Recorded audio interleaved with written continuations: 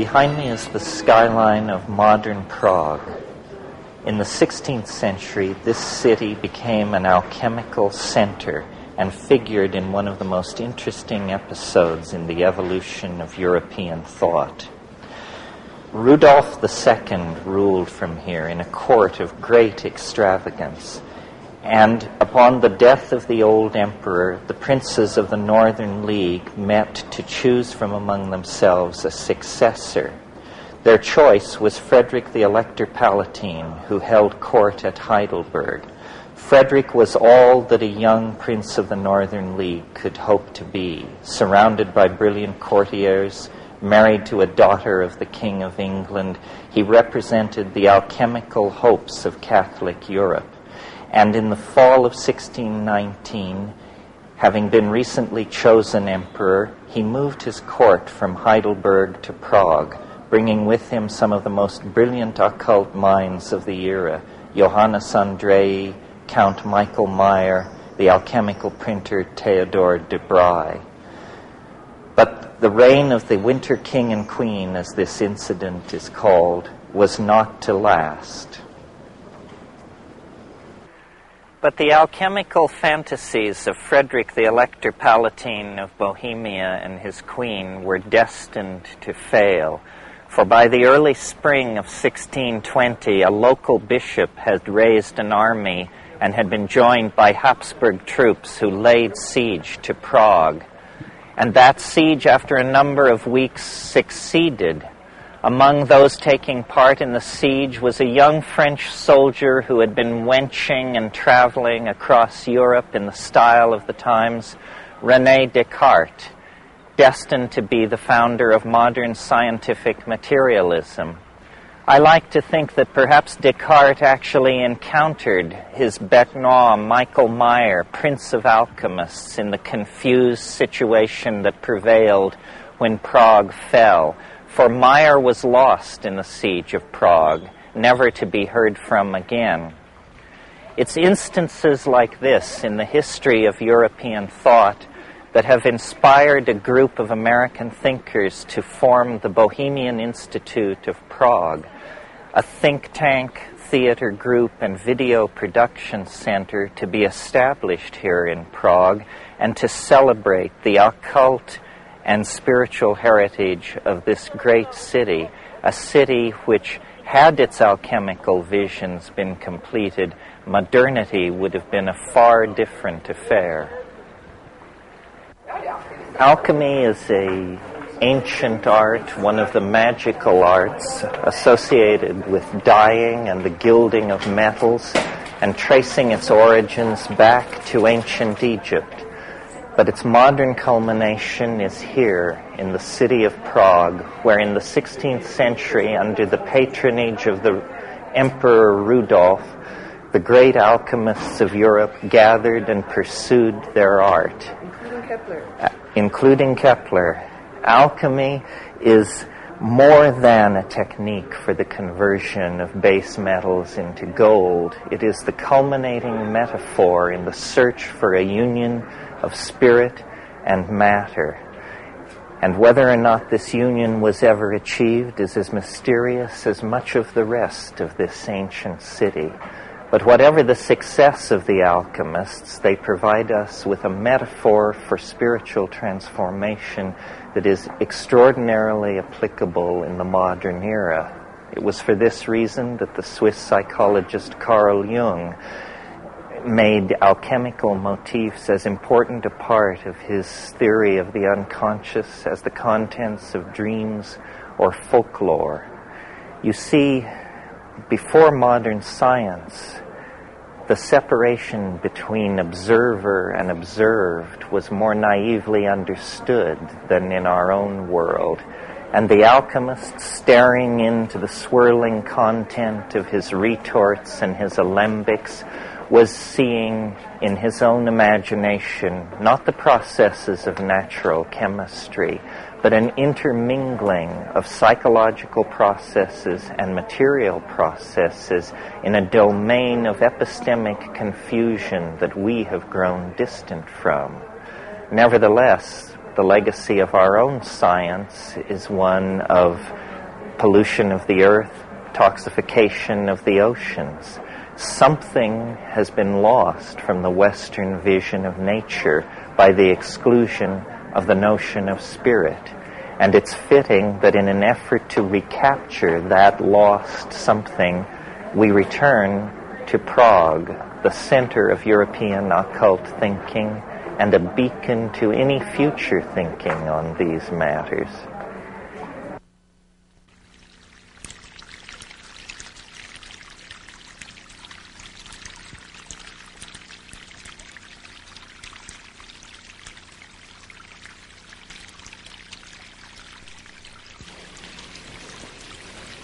Well, Ken, you've certainly spent a number of years on these questions.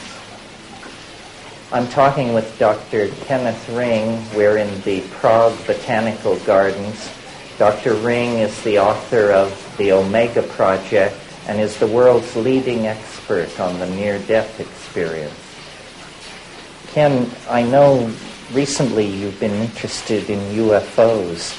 How did you get from UFOs or from near-death experiences to UFOs? That seems quite a leap. Well, on one perhaps mistaken day, I picked up a copy of Whitley Strieber's book, Communion, came out some years ago, and though I had no interest in fact, an aversion to UFO studies, I found that some of the effects that he was talking about of those experiences seemed very reminiscent of those that followed NDEs, and so I wanted to explore the connection. Why do you think that these abduction phenomena never happen to what I would call smart people? In other words, it's always some poor soul who lives in a trailer park who has this No, I don't happen. think so. I think that there are people who have these experiences that come from a pretty wide swath of the social register, up and down. What I found in my studies is that actually the people who are prone to these experiences are folks with a troubled background. They often report traumatic childhoods. They report sexual abuse, stressful childhoods. They're people who, even as children, seem to be susceptible not to fantasy, but to alternate realities.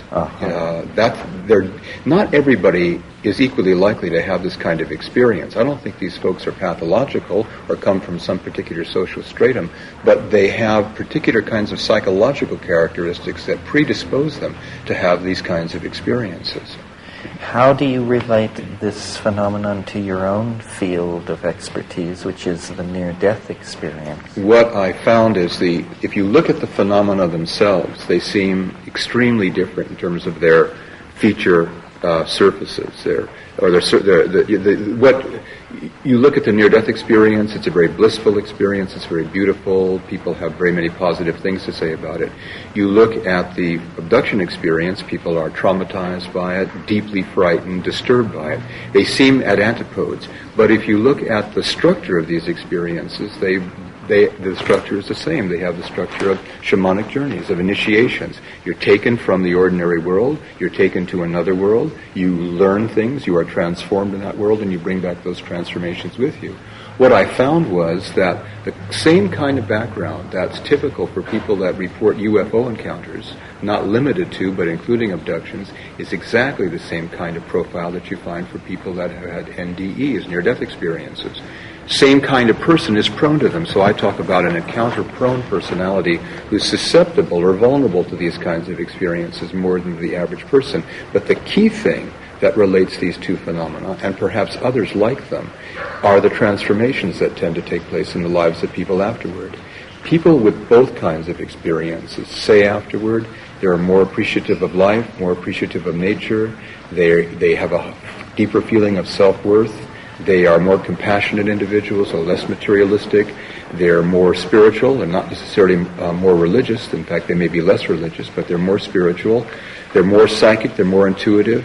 What seems to be the outcome of these experiences is however the however different the experiences themselves may be in their content, the effect is the same. You go through an ordeal of either nearly dying or the shock of a UFO encounter, and you're changed by that experience. Like Nietzsche said, that which doesn't kill me makes me stronger. These people are stronger spiritually. They seem to function at higher levels of intuitive understanding, of psychic awareness. It's an expanding experience for both.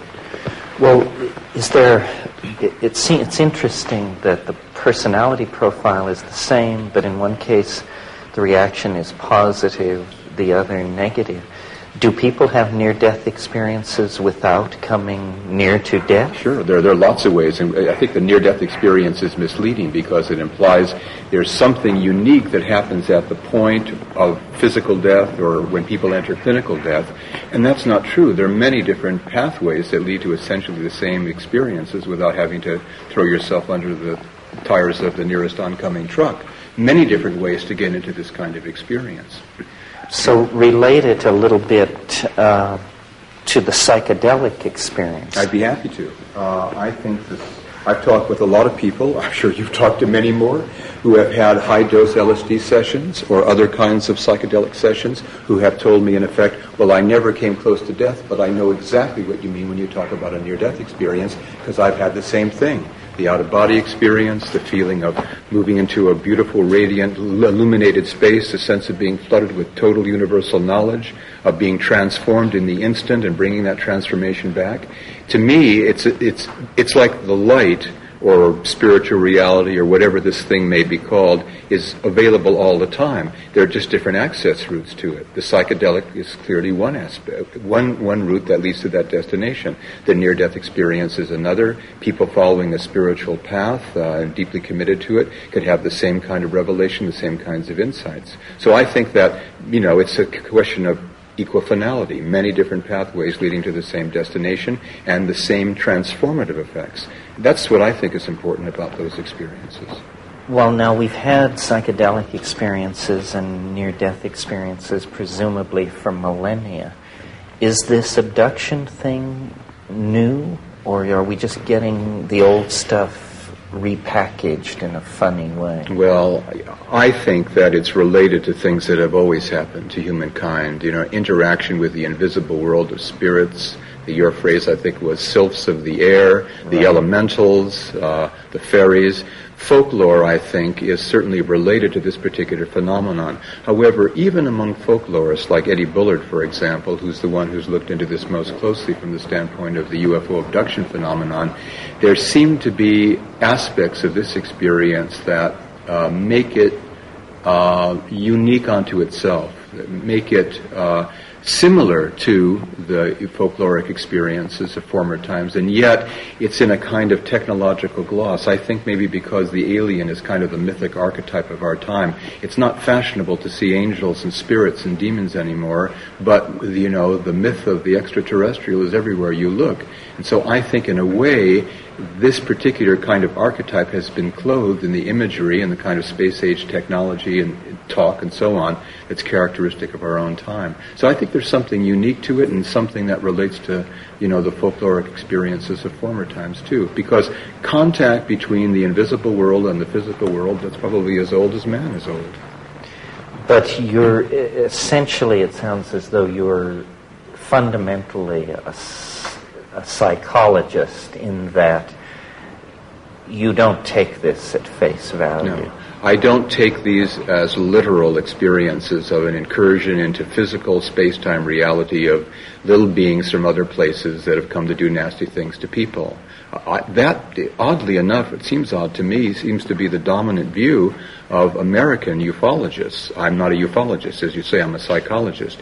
In Europe, I think the interpretation is quite different. I don't take these experiences literal, but I take them as real within an alternate reality, within what Henri Corbin calls an imaginal realm. They're real enough, people, for example, people who have near-death experiences will say things like, this experience was more real to me than you and I sitting here talking about it is real. It's more real than life itself. There is a reality to these experiences, but I think it's a profound mistake to think it's the same thing as space-time, ordinary sensory world reality. So what you're saying is that these are symbolic constructs. Yes. There's a symbolic aspect to them. And I think the important thing, I think there are two attitudes toward the UFO question. It's a mystery, but there are two types of mysteries. There are mysteries like in detective stories that beg for some kind of solution, and you only feel satisfaction when the solution at the end is revealed and all the reasons given. Then there are mysteries that are meant to be explored. To be savors, yes, true mysteries. And these mysteries beg for exploration, not for explanation, if I can put it that way. And the UFO, seems to me, the UFO phenomenon is the second category of mystery. That's why I personally, and perhaps temperamentally, I'm opposed to the idea of trying to package it as though it were something as simple as other beings, however amazing that would be in itself, other beings coming from other places in the galaxy to invade or to have some contact with human affairs. I think the mystery is likely to be much more profound than that. And another thing, if I may say, that I think hooks together the near-death experience with the UFO experience, whatever its basis may be, is when people come out of these experiences and have worked it through, they come to have a worldview that is very similar to one another and is very similar to what's being talked about all the time at this conference, and that's an ecological worldview. The heightening of ecological sensitivity, the increase of concern with the welfare of the planet is one thing that unites these two people, even though they have these very disparate experiences. What they say about what they've learned from these experiences, what the meaning of these experiences for them is, that the fate of the earth is in our hands and we better wake up to do something about it very quick. So I see these experiences perhaps being orchestrated by, I think this is similar to your view, perhaps a planetary mind, an overmind, a mind at large, which is in some sense the expression of our deepest yearnings and perhaps our deepest fears that are feeding back these kinds of experiences in the form of kind of archetypal experiences, archetypal images, so as to impress people who might not otherwise be impressed to take the kind of action necessary to correct the direction in which the Earth is heading. So it's a kind of confoundment. Its purpose is to be inexplicable. Exactly. That's exactly how I conclude my book. I say the point of these experiences is to be baffled by them, almost as though they're a kind of a koan that we're not meant to solve, but we're meant to kind of chew over until our rational mind cracks and we begin to think in entirely new ways and hopefully act in entirely new ways. So it's a way of keeping us from closure. Exactly. It's kind of a sort of a deconstruction phenomenon, you could even say. It's saying to us the world is not so simple as you might choose to suppose. Exactly so.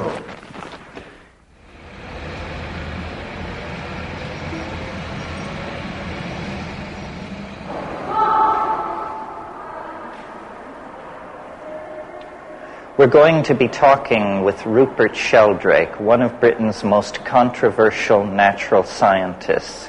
Sheldrake is the proponent of a theory called morphic resonance. He believes that the presence of the past actually impinges on processes in the present and the future. In other words, our world is as it is because of how it once was. This is not a genetic theory, not a theory of natural selection, but a field theory which holds that actions and situations in the past are able, through the mere act of having happened, to shape future and present events. Rupert, this immense Baroque building is the Museum of Natural History in Prague, and I wanted to bring you here because I thought it would be an appropriate place to discuss your ideas, because after all, a museum is a kind of archive of morphology. Exactly. With these stuffed animals and skeletons are like photographs, snapshots of forms frozen. But of course each animal behaves and moves, each animal develops as an embryo to its adult form, and each one evolves. So it's triply dynamic. We have to reconstruct that in our minds. But the whole thing really is a reflection, I think, of the memory behind each species. Each species is the repository of an entire process of memory. Well, now this is the part of your thinking which goes well beyond orthodox theoretical biology. Say a bit more about that. Well, the orthodox view is that all these amazing forms and all the behavior and instincts that the animals expressed were all coded in the chemical genes. So a materialist theory. That's a materialist theory. I think it goes far beyond that and involves a memory of instincts, a memory of behavior, a memory of form. That is not materially based. Not materially based. A collective memory on which each species draws. So here we are in the Hall of Paleontology. This is sort of the archive of all these morphogenetic forms that have persisted through time. Can you say how your notions go beyond Darwinian and Mendelian genetics and evolutionary theory? Well, I agree with the conventional theory that there are genes, they're important in inheritance. They give each organism the chemicals it needs. But as well as that, you see, there's the morphic fields, the organizing fields of these forms. And the forms, like we see in these shapes here, are all determined by the fields. They determine the way organisms develop. These are all extinct types. And I would say that the memory is not only inherent in the species while they're alive, even after they're dead, even after they're extinct, the world is still filled with, as it were, the ghosts of extinct species, memories of species that no longer exist. So the memories of evolution are cumulative, they build up, and sometimes we see in the course of evolution extinct forms of shellfish, for example, come back again after 10, 20 million years. These are called evolutionary iterations, evolutionary repeats. And they're explained in terms of atavism, the recapturing of ancient memories. But in a sense, you're saying that after the species is extinct, but the fossil form lives on, then it is somehow a catalyst to this recursion of form. There's an entire memory built into nature. The world is, as it were, haunted by the ghosts of extinct species. Each species is influenced by all the past members of its species, but behind that, all the forms that have gone before, which is why, in the course of embryonic development, we see echoes of the embryonic forms of remote ancestors, the way that we developed through a fish-like stage with gill slits and so on. But in a case like that, then how is it possible for new form to emerge at all? Well, this is where novelty comes in. Well, no one can account for novelty except perhaps yourself. To say that it's blind chance is the conventional view. It tells us very little, almost nothing. It's really just simply saying novelty is unintelligible. There are different ways of thinking of it. The founders of paleontology, like Cuvier, the great fossil pioneers, the pioneers of this kind of museum, had thought that they were all reflections of Platonic archetypal forms, timeless forms. That wouldn't really explain creativity. It would simply say there were pre-existing forms that were merely manifested. Other people would think of creativity as going on as evolution proceeds. So a bird like this didn't exist at one time, then usually by a sudden jump it would appear, and then through repetition would become increasingly habitual, then become extinct, and the potential habits, the memory would persist in nature, although it wouldn't be expressed. Well, tell me this. Do you think that a person holding this point of view has a license for more optimism than people who are trying to operate in the ordinary scientific paradigm? In other words, how does this idea reflect back into the dilemma of the human world here at the brink of the third millennium? Well, several ways. Firstly, this theory leaves the nature of creativity open. It may be blind chance, but it could be anything else as well. There could be a directing intelligence. All we know is that new things appear. We don't know how they appear. Secondly, it tells us that habit is a very important principle in nature, and it makes us aware of the importance of our own habits, personal and cultural. But thirdly, the theory tells us that when new things happen, by morphic resonance they can spread around the world much more quickly than they might otherwise be able to. And this could be a ground for optimism. It means that change can happen faster than we might otherwise believe. And change, fast change, seems to be very necessary if we're to survive. So what you're saying is we don't have to rely on mechanisms like cultural diffusion or direct communication. These new concepts, new paradigms are in the air, as it were. Yes. And of course we all know about modern telecommunications, modern mass media. But morphic resonance means that new attitudes, new patterns of behavior can spread much quicker than one might otherwise have thought. Well, tell me this then. How is the theory of morphic resonance doing? Is it behaving according to its own predicted trajectory, or is it meeting unexpected resistance? It's meeting expected resistance. I see. But the idea certainly seems to be catching on. I mean, there's a sense in which this idea of a kind of habit appeals to people. People, it makes sense, the idea of a collective memory. The idea that what we learn is like a kind of remembering of what others have learned is intuitively plausible to me and to many other people. And I would say certainly the idea is getting easier to explain than it was when I first thought of it. Well, I've heard it said that it very elegantly and neatly solves problems which are insoluble by any other means in biology. Could you just name a couple of these areas where it makes clarity out of chaos? Well, there are many. One is the development of form in embryos, the way that a bird like this could grow from an egg. And how any organism develops from an egg is a great mystery. And the idea of morphogenetic fields, form-shaping fields, is the basis of the whole theory. That's what I started from. And so it helps to explain the problem of form. It helps to explain the inheritance of instincts as well, how new patterns of behavior develop and spread. So these are two of the areas that it helps. So is it the non-material presupposition that makes it so difficult for orthodox science to accept this into its canon?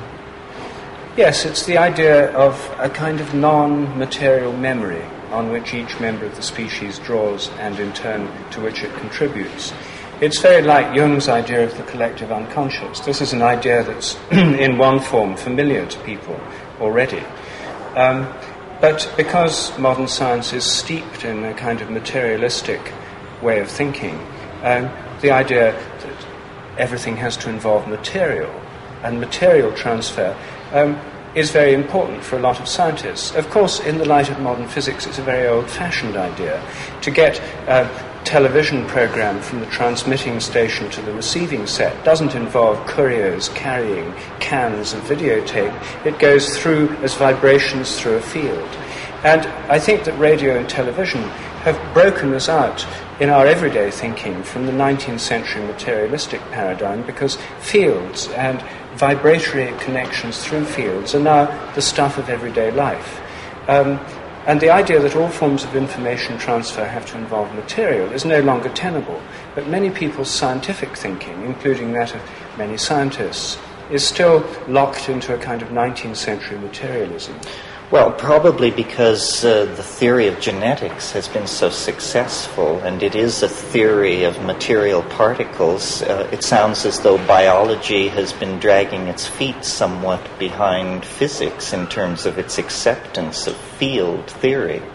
Well, modern neo-Darwinian theory is based on the discoveries of geneticists in the 1910s and following Mendel in the 1850s and 60s. And it's based on old-style atomistic particulate theory. The whole basic way of thinking was formed long before quantum theory came into being. It takes almost no account of modern developments in physics. It takes almost no account of modern cosmology, the idea that the laws of nature could evolve along with the cosmos. It's locked into an earlier form of classical physics. And I think that what I'm suggesting is much more in accordance with the modern spirit of physics, whereas most of biology is still an attempt to reduce the phenomena of life to high school physics, which is essentially classical physics of the 19th century type. Well, essentially you're attempting to go beyond reductionism, yes, it sounds. I think so. And what are your expectations for success? In other words, are there experimental strategies which are supporting this point of view, or is it largely theory? Where do you stand with it? Well, experiments are going on in the realm of morphic resonance, principally in the realm of behavior at the moment, animal behavior, human behavior. But the theory applies to crystals as well as to plants and animals. And chemical tests are some of the most potentially exciting. I'm doing some work on crystal forms and crystal phenomena. The main experiments there in the human realm, so far they've been very encouraging. They suggest that people can learn more quickly what others have already learned. And that's also the area where the theory could be most immediately applied, for example, in education. Well, the theory seems to imply that its own correctness depends largely on its being heard and repeated. Well, the theory implies that the more it's heard and repeated, the easier it will be for people to get to grasp the theory, to understand it. Yes, that's true. And so it seems to be. So it seems to be.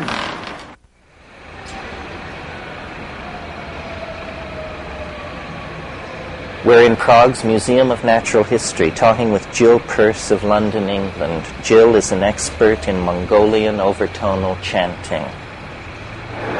So, Jill, tell me something about your work with sound.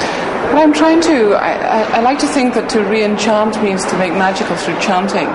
And what has happened to our society is we've become disenchanted, which literally means that we've stopped chanting. And this has been a gradual process in what we call the developed Western society. The more developed our society, the less we chant and sing.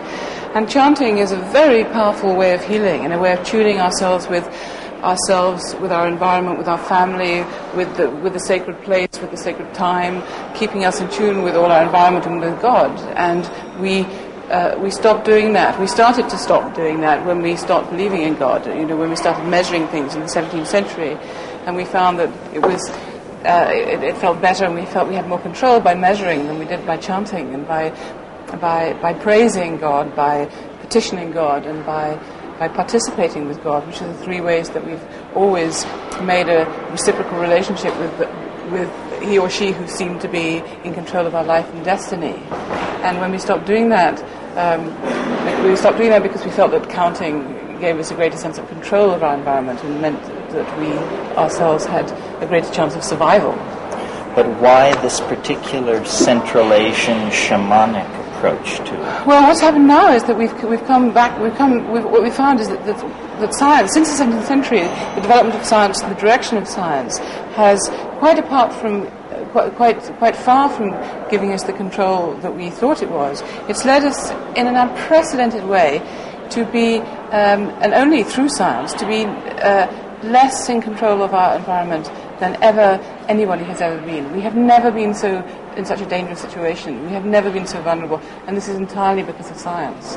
And so all the control that we thought we were gaining has actually turned out to be quite the reverse. And so we are completely out of control. And so we again have to find out, how do we do it? If science has failed, what other ways may succeed? What other ways can we again create a reciprocal relationship with this great and powerful force? And so we have to look at the old traditions, and do we go back to being good Christians, good Hindus, good Muslims, or good Jews, or do we try and, if we're a Hindu, become a Muslim, if we're a Buddhist, become a Christian, if we're a Christian, or do we try and reinvent it all? Or the problem really is, what song do we sing? And so what I've tried to do is to find a way of chanting which is deeply cultural. It comes from Central Asia, and in particular Mongolia. But what I think is so extraordinary about this way of chanting is that it deals with sound, with the harmonics of sound, which is a way not of culturally dividing the octave, which is what all other forms of music have as their central core, which is that if you divide the octave, this is a cultural affair. How you do it differs whether you're Indian or whether you're Western. But what this is based on the harmonic series, which is simply a way of making our own geometry audible. It's a way of allowing us to hear in a sonorous way our own structure. And this is a profound recognition. It's a profound remembering, because we are hearing what we are. So it's a kind of organic music, or organic sound. Absolutely. It's the most organic sound because we're making audible our biology. Well, I brought you here to this wonderful Baroque room because I was hoping that perhaps you would honor us with an example of this, since I'm sure it's easier to hear than to describe. Yes. Do you think you're up for that? Yes. Okay, my dear. Please, have a go at it.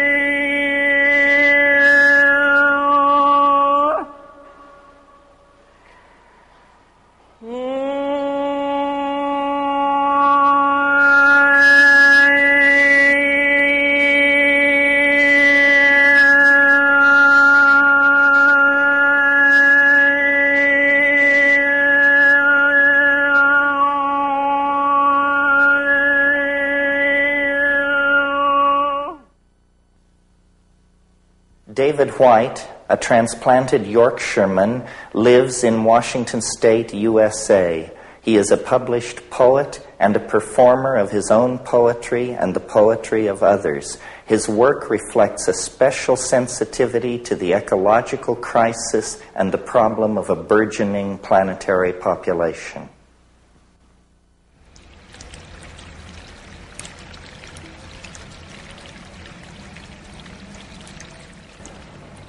You mentioned this concept, the ecological imagination. Yes. So obviously this is sort of the distillate for you of Yes. some of your thinking. Yes. So say something about it. What is it exactly? Well, it's an imagination where the image itself has many different realities constellated within it. It isn't an image that you're trying to impose on the world.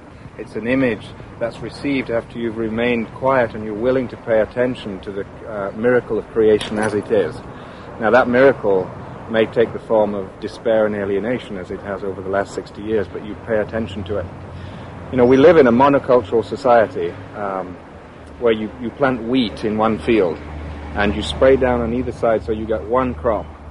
And the soil, which comes from the same root as the word soul, suffers as a result. You know, in the eastern Palouse of Washington State, they've lost 25 to 50 feet of topsoil, you know, through intensive mining, almost mining agriculture. You know, here we are in the Botanic Gardens in Prague, where plants have been brought from all over the world. In some ways, it's a wish by humanity to recreate the beauty and imagination of the rainforest, or of an ecology that where things fit together exquisitely. Mm-hmm. And we have this inside us. We have this patterning, this understanding that the world fits together absolutely exquisitely, and we have a possibility of fitting together too. So the poet remains silent, looks out at the world, receives all the images that comes in, and tries to say the one word that represents the whole ecology of everything that is received, and hopefully will give birth to that world in the word, in the line. This suggests somehow that the word is made flesh. Or in your metaphor, the flesh is made word. Yes. Yes, or the word is made ecology. The word is made ecology. Well, so this is an aesthetic of nature, almost Emersonian in its scope. This is a far cry from futurism or the glorification of the technological that a lot of 20th century poetics has been about. Yes. Do you see yourself as a part of a conservative impulse in poetry or a reforming impulse? How does that work? No, I don't see it as being conservative. It may be looked at that way from the areas of art which, say, Andy Warhol inhabited, where the whole emphasis was on the latest wave that was breaking on the shore. Fashion. Yes, fashion, and the whole sea that was behind each wave as it came upon the shore was ignored. And so I think what there is now is a resting back, a swimming out, a diving down into that sea. To re-establish our eldership. I think much of what's happening in the 20th century is a re-establishment of eldership. I mean, here we are in Prague. Prague has been asleep, almost like Rip Van Winkle for the last 40 years. Anyway, 40 years, possibly longer. And it's awaking again. It's awaking, and there's so much awaking in the world today. And I think poetry has always been the art where you remind people of what life is about and what is essential to it, and what's, as Pericles said, what is sweet and what is terrible about life, that you have to know both those things. And the poet ignores neither. So hopefully it's not the kind of conservatism where you're trying to go back to some Edenic, Rousseauistic past where everyone can gather under one oak tree and discuss the problems of the village. That's never going to happen. But the poet he does not hide, or she does not hide the beauty of life, and does not hide the alienation. You know, this century we've had tremendous emphasis on looking into the cracked mirror of alienation and saying, look at where we are. I mean, Eliot's The Wasteland was all about that. But there's another side to it too. You can only do that for so long, otherwise you have no more impetus to go on. That there has to be, let's go here. Yeah. There has to be some kind of healing. There can only be so much of this existential angst and... Well, you see, Sartre, he came up to a tree, you said, and he put his finger on the tree and he said, life is absurd because I cannot understand that tree, I cannot get my soul into that tree. Well, the Zen patriarchs have been talking about this for 1,500 years. And you weren't supposed to get your consciousness into the tree. You were supposed to pay such tremendous attention to the tree that it came to find you. Yes, Sartre said nature is mute, which is to me one of the most amazing statements any 20th century philosopher has made in terms of defining alienation. I think that would have to be it. Well, I don't think the French have been very successful with their philosophers over the last 350 years. They're welded to materialism. So at this conference, there's been a lot of talk about hope. Where do the poets come down? Are you singing a funeral dirge for a world passing away, or is this the bright birth of the new young prince? Well, hopefully neither in some ways, because you simply have to speak life as it is. So at this time we're speaking tremendous change. We're speaking the stakes are very high. You can fail in life. An individual human being can fail in life. A species can fail in life. I mean, in some ways we always live out our destiny. No matter what we do. It just depends what level you want to live out that destiny. Do you want to live out your destiny on the level of frustration? Because you can do that. Or do you want to step further and deeper into it? So poetry always says the stakes are very high. And it relies on the fact that life itself is magnificent. You speak about the magnificence of life. Not in a Pollyannish sense, or in a sense in which you're going to ignore all the difficulties and terrible beauties of life, but in the sense that it's magnificent because you can fail at it, and we as a species can fail. So the hope of the poet is that you can speak to the magnificence of life such that people will be reminded that life is magnificent and you can fail at it, and the stakes are very, very high, the stakes of your life. So that's almost a bardic manifesto. Well, do you feel moved to speak some poetry? We'll move from talking about poetry to speaking poetry.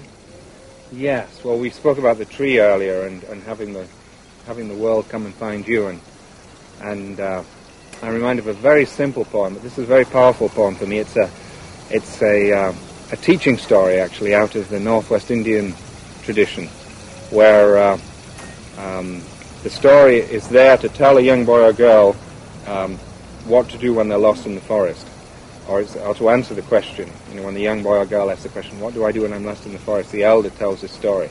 It's been rendered into marvelous modern English by David Wagoner, who has the chair of poetry at the University of Washington in the Northwest United States. And it's a very simple poem called Lost. And here it says, take the burden off your shoulders, basically, this story. And he says, the young boy or girl says to the elder, what do I do when I'm lost in the forest? And the elder says, stand still. The trees ahead and bushes beside you are not lost. Stand still. The trees ahead and bushes beside you are not lost. Wherever you are, it's called here.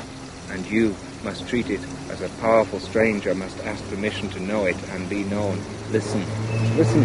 The forest breathes. It whispers, I have made this place around you. If you leave it, you may come back again saying, here. Saying, here. If you leave it, you may come back again saying, here. No two trees are the same to raven. No two branches are the same to wren. If what a tree or a branch does is lost on you, then you are surely lost. If what a tree or a branch does is lost on you, then you are surely lost. Stand still. The forest knows where you are. You must let it find you. Alexander Shulgin, Sasha to his friends, is nothing less than the godfather of psychopharmacology, an expert on the cyclicized phenylethylamines, that is, psychoactive compounds useful in the emotional recovery of traumatic events. Shulgin has given his life to the study of the pharmacology of the psychedelic experience. In Prague, he told me, greater frontiers lie ahead. The next lost continent to be explored by Alexander Shulgin, the psychoactive tryptamines. Sasha suggested that I join him for a stroll among the graves of the cemetery of the Jewish ghetto of Prague, Europe's oldest ghetto. There, walking among the stones, we reminisced and speculated about the history and the future of psychopharmacology. What do you make of your Russian colleagues here? I'm fascinated by what he's doing, and I'm intrigued by his ability to get out what he is doing into the West, because the status of a physician in Russia is not what we have come to respect in the West. You're talking about Yevgeny Krupinski. Yes. I imagine you don't view ketamine with... Well, how do you view ketamine? It's an anesthetic, and it's a dissociative thing, and it puts me out of body. It's very dissociative. It puts me out of mind. You're away, and I, frankly, with a full bladder, like being here. And you suddenly realize that someone has a full bladder, and at only one intellectual level you realize it's you. Yes. No, it's so seriously disassociated me that I felt it was a great victory when I finally realized that this was a drug. Mm-hmm. For a long time I couldn't figure out what it was or who was even asking the question. They kept calling it vitamin K, which is a fascinating euphemism for allowing to have some semblance of a food additive for a dietary supplement. But well, I had the interesting pleasure of being back at a big company in the East the day they had bought the rights to distribute ketamine. And I informed them, you do realize that ketamine is being made by Park Davis and shipped off to Mexico, and it's imported in liter bottles, all with a percentage of preservative, and comes right back into California in the trunk of the car. And they were shocked. They did not know that there was any abuse whatsoever. Never could have conceived of human abuse. About 20 years ago, there's a class of compounds called quincuclidines. And for about 3 or 4 years, I just noticed that there's no publishing in the Russian literature whatsoever on the area of quincuclidines. Then all of a sudden, the Russian literature started publishing. And then we went into a sort of a gap. And then quincuclidine benzylate, which is one of the most potent of the anticholinergics, it was suddenly revealed that the Russians were working on it as a chemical warfare agent, and then we were working on it as a defense against their chemical warfare agent. Uh-huh. And it's actually 10, 20 micrograms. 10, 20 micrograms. Yes. It makes you really wonky. It's like atropine. Delusion, confusion. Uh-huh. But they design these fantastic bombs that they can explode and send out millions of little hypodermic needles. And so they don't have to worry about wind blowing it downwind or upwind. So it's essentially a chemical cluster bomb. Cluster of bomb, some but sort. with little hypodermic needles. That's elegant. So that's probably in the inventory. It's already in the inventory. Uh-huh. Well, someone mentioned to me that you had expressed interest now that you felt you had sort of done the work you wanted to do with cyclicized phenylethylamines, and that you were going back to looking at tryptamine. Very much so. That's the other side of the coin. It's as rich and unexplored areas of phenethylamines were 20 years ago. So are you going to illuminate it for us? Oh, absolutely. I've already made the T-butyl, T-butyl methyl, isopropyl methyl is well known, but the secondary butyl methyl is not known. They're all active by smoking. Uh-huh. And what are they, could you, in a blind test, pick one out from another, or are they sort of... I don't know yet. I doubt it somehow. I think they're all going to be fast, impactful, and all very much like DMT. Duration-wise, or presentation-wise? Probably perhaps a little bit more potent. A little bit more potent? Because DMT is not that all-fired potent. It takes, 10, 20, 50, no more, 50, 100 milligrams. 50 to 70 and some of these milligrams. we're getting into maybe at 30, 20 and 30 milligrams, but not active oil. You have to get up to a certain degree of shrubbery on the nitrogen to get oil activity. And how many of these compounds do you imagine there are that are At simple casually, variants? you can make 30, 40, 50. Why do you suppose it is that this fast-acting, easily manufactured, spectacular hallucinogen is so rarely met in the underground? I don't know. I've heard that it's there in some quantity. I heard about a seizure in Boston, I believe it was of ayahuasca. And they seized it on the basis that it contained DMT. Right, that was the Santo Daime people from Brazil. But, we live in a society where people jump out of airplanes and hang by bungee cords over bridges. And DMT, which is always described as an easy synthesis, is just not there. It violates one of these economic laws, basic laws, Gresham or Graham or somebody. Something that I've always wanted to ask you, which is, unlike me, you seem remarkably resistant to what I call the implications. I mean, how can you just do these things over and over again and not be nutty as a fruitcake? So? Well, are you? I think I relaxed in the event. But unlike me, you don't feel the need to rave about that aspect of it. Not particularly. I'd rather quietly stay half in the closet and continue doing what I'm doing. But you've probably seen more uncharted internal landscape than half of mankind put together. I mean, that would not be an immodest claim. They're a little bit charted now. Well, a very little bit. Very little, that's right. But the seeds are there to be used by anyone else. That's the reason for the book, just to get it all recorded into a documented form. But it always puzzles me. I mean, I think Hoffman and Wasson, and certainly to some degree Schultes, to some degree you, everybody says, well, I'm just a humble botanist, or I'm just a hard-working workbench chemist. Nobody wants to actually say, this must be very, very important. Because it's so uniquely beyond ordinary expectation. Yes, but the importance is going to take a long time to realize. What you can't build without the tools, and you have to have the tools, and these are the tools that allow the building to be done. I'm not a builder. I'm a tool maker. And that's probably one of the reasons I've not described a lot of landscapes. Others will see them differently. If we could compare it to the invention of the telescope. Probably within 50 years of the invention of the telescope, the major solar system new paradigms were put in place. This seems very elusive. It seems hard for us to go beyond simply saying it exists, it's really far out, and then we sort of fall silent. What do you think about that? I think the silence is in part imposed upon us by a very unsympathetic authority body. And maybe it's just as well. Because that way a lot of work can be done and sort of recorded for posterity. And the time the pendulums swing, they will swing back.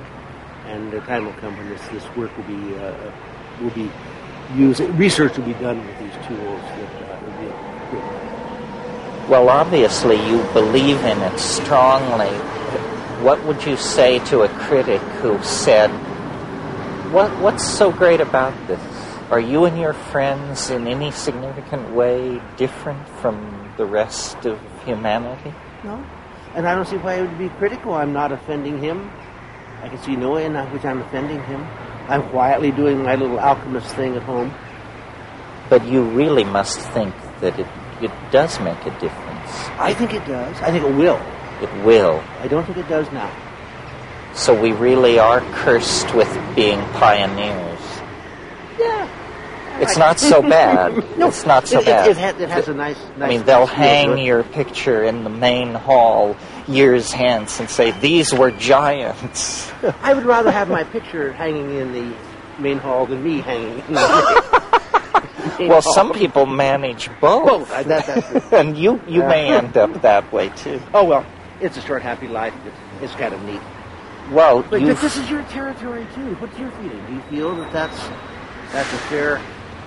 I think that I have always, from the very first psychedelic experience, had the uncanny intuition that, yes, this has been around for 50,000 years, but it's somehow going to be critically important in our lifetime, that we will need it for something, maybe just to think our way out of the mess that we're getting into. Okay. But if it's needed, we have it. Yes. That's the beauty. The tool is there for the time when the need is obvious. And this may be our lifetime. So essentially what you're doing is you're placing tools on the shelf. Screwdrivers for screws that haven't been invented yet. Exactly that. Except it's a good tool.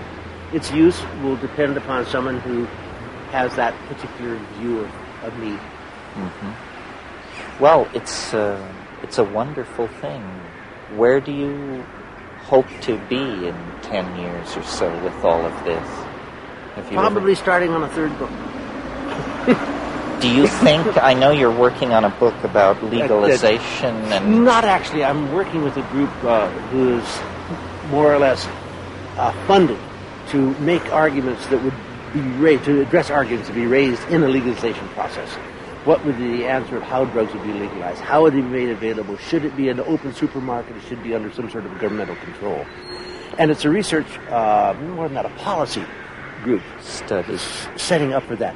I think it's futile in the present state. In terms of practical impact. I don't think anyone's going to seriously entertain legalization. So it may be a futile process, but it's a fun process. Because in the process you begin evaluating your own relationship to drug law, drug regulation, drug control. If you were in charge of it, how do you see it happening? I mean, are there drugs you would keep legal, or do you think it should be... What I would do if I were running, I would keep certain laws that protect people of innocence. I would have absolutely no drug with children who are of too young an age. God knows what that age may be. 16, 18, 21. Maybe alcohol moderate. Right. Absolutely unallowed giving drugs to anyone without their consent. Naturally. Informed consent, knowledge, education. I would make absolutely available at all levels without propaganda, restriction, information that is factual about drugs. Then I'd open the drugstore. And you people, would they overuse? Maybe. But I think that would very quickly dampen itself out to maybe about what we have now. But you have removed the criminality, removed the violence, removed the entire social disruptiveness that these drug laws have caused. Would you encourage the government to see these drugs as a vehicle for gaining tax revenue, or do you think the government should stay off that?